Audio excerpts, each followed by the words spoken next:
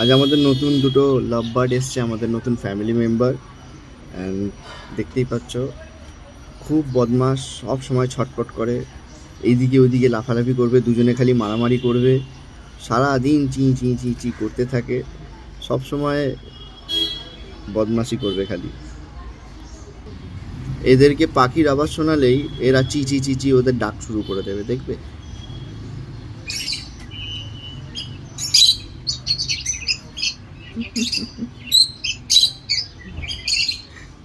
ভাবে ওদেরই বন্ধু এসছে হয়তো।